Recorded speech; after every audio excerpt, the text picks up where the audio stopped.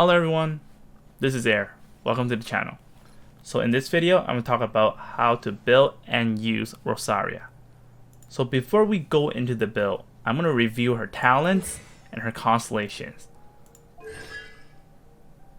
So the first talent we have here is her normal attack, charge attack, and plunging attack. Nothing too special, and I think the percentage is pretty high for a 4 stars. Her normal and charge attack is very similar to Xiangling's, except her normal attack, the first 2 hit, it actually hits a wide angle, unlike Xiangling. Next we have is her elemental skill, Ravaging Confession. So basically she pierces through her opponent, goes behind them, and deals cryo damage. However, this skill does not go behind larger build opponents. So any enemies that are big, you cannot go behind them. I think this is a very high damage skill, especially the second part of the attack, and it's a very low cooldown, which is 6 seconds.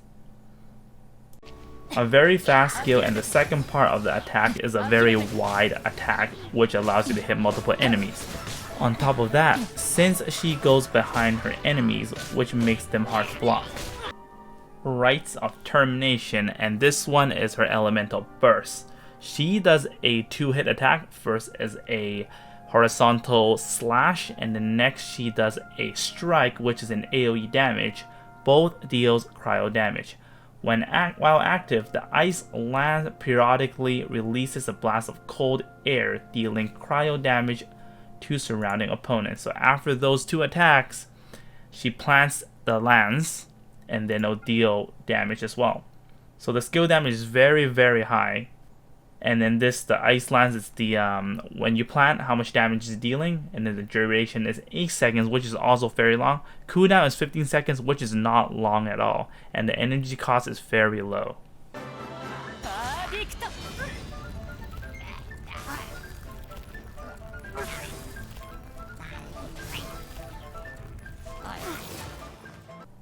Okay, I think talent 4 is awesome. So basically, when you use her elemental skill, if you pierce through someone, if you go behind someone, Rosaria's crit rate increases by 12% for 5 seconds. So first, I'll show you guys that my Rosaria crit rate is 16.1%. And after I use my elemental skill, going behind my enemy, you can see that my critical rate has been increased by 12%.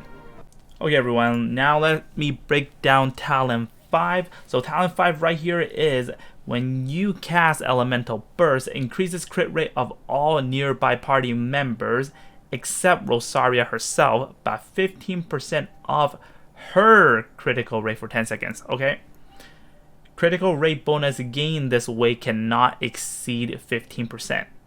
So this is support talent, increases crit rate of allies but not her, and it's 50% of her critical rate, which means if she, for example, has 60% crit rate, your allies are only getting 9% crit rate increased.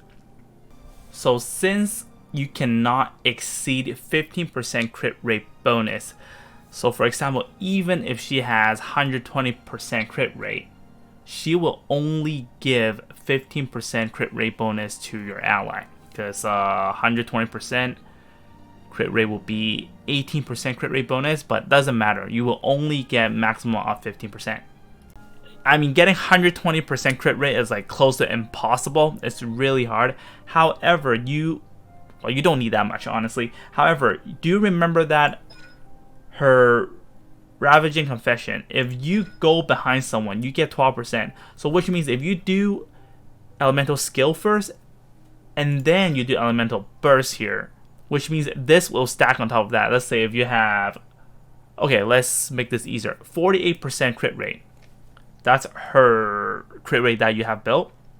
Now you use this first. Now your crit rate increased to 60%, and then you use this. Now your teammates are getting 9% crit rate increased. Okay, the last talent here I think is pretty trash. At nighttime, only between 6 well, this is 6 p.m. to 6 a.m. Increases the movement speed of your own party members by 10%, and it doesn't take effect in domains. All these challenges, anything that's important, it doesn't affect, only in the world. So I think that's kind of bad. It only increases the party, but whatever. A lot of characters' last talent is pretty bad, the passive talent.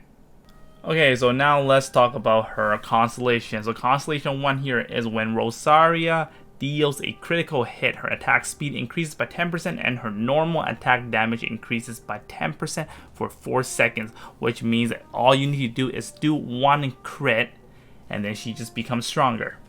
So very strong Constellation 1. Constellation 2 here increases her elemental burst duration. When you plant the lance on the ground, the duration increased by 4 seconds. Constellation 3 here increases her elemental skill level by 3. Okay, Constellation 4 here is really good. Elemental skills critical hit generates 5 energy for Rosaria. Can only be triggered once each time Ravaging Confession is cast. So this can help build. So it's a built-in energy recharge already. So you probably don't want to or don't need any energy recharge stats on your artifacts. Okay, we have last rites here. Increasing level by 3 of your elemental burst. Constellation 6, after you use elemental burst, the attack will decrease opponent's physical resistance by 20% for 10 seconds. Okay, now let's talk about her build.